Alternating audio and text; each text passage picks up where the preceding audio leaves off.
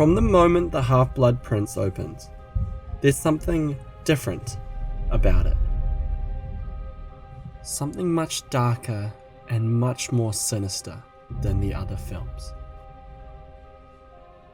Hi guys, my name's Nick, and today I want to talk about one of my favorite movies.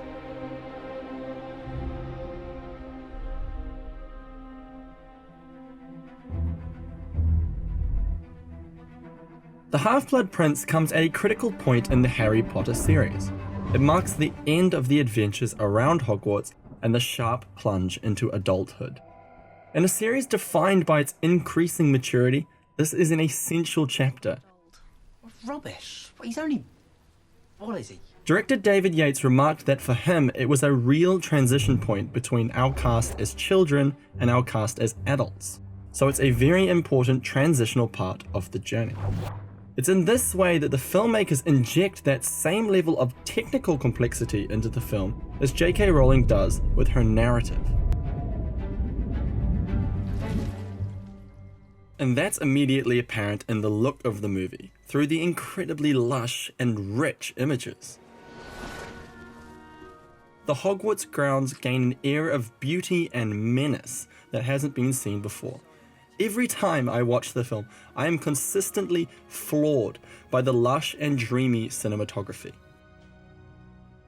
Yates went on record to state that he and cinematographer Bruno Delbonnel took large influence from the Dutch painter Rembrandt, who wonderfully Van Gogh remarked was a magician, and the magic is certainly on display in this movie. Scenes such as Harry's escapade high on luck and he and Hermione's moment by the Seers show clear influence to the style of the Dutch master.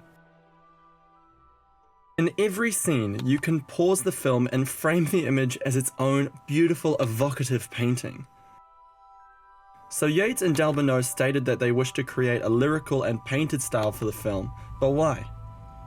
I think the style captures the beautiful stillness of the movie, the epic feeling of the calm before the storm. It's no accident that the sky in this film is constantly cloudy, but it never once rains.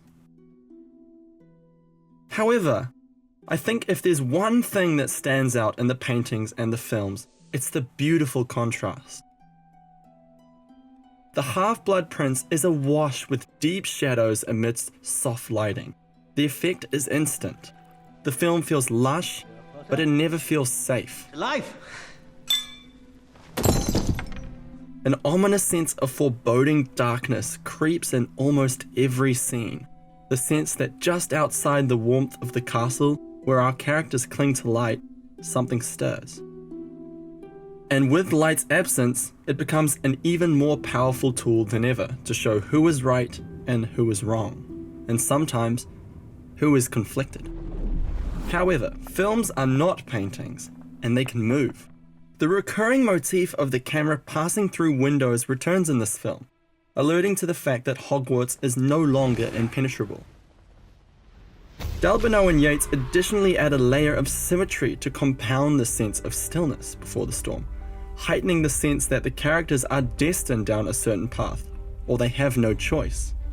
Whether one is blocking another from moving forwards, or, if they're off-center, where do their allegiances really lie?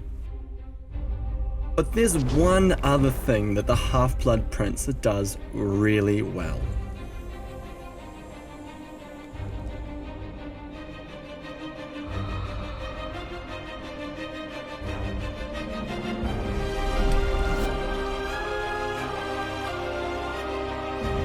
The music is some of the best in a series filled with amazing music. From the opening moments, composer Nicholas Hooper tells you everything you need to know about the movie.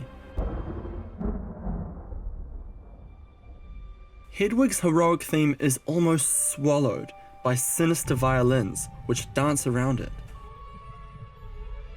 And even when the theme is allowed to complete itself, one note is lifted up a semitone and corrupts the melody. Hedwig's theme of hope is damaged and surrounded by danger. Before you even have time to linger on that message, however, Hooper transitions into a swirling arrangement of strings, a procession foreboding the loss of Dumbledore. And as Harry's broken theme of hope fades into that theme, the music is screaming that Harry's hope and courage is intertwined with that great father figure. Hooper places more callbacks in the film, however, including revising the Quidditch theme from the third movie, taking what was messy and unsure and bringing the melody front and center, much burlier and confident. But if any piece geniusly captures the feeling of dread jumping into the deep end, it's Dumbledore's foreboding. In a pivotal scene of the movie, Dumbledore issues a warning to the students. The threats are no longer external. A dark, twinkling theme plays beneath this, with looming distant drums, highlighting a creeping sense of terror. But it does something even more fascinating. It wraps itself around another theme.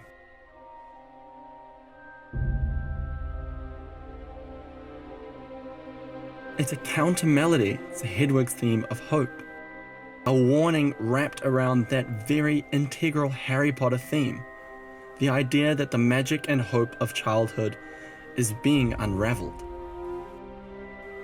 It's these clever callbacks that allow the Half-Blood Prince to wonderfully bridge itself between the magic of the past and the darkness that is to come. Everything in the film works together to create this bridge, this tone between darkness and hope. In the end, it's easy to break down the individual techniques that make this film so amazing. But what really matters is when it all comes together, beautiful passages like this become wonderful moments like this. And as the story deepens, it further transcends the fantasy epic. At its core, it's a story about children. Faced with impossible choices, it's a story that seamlessly transitions from the borders of innocence to the plunge into adulthood. It's when Harry Potter grew up.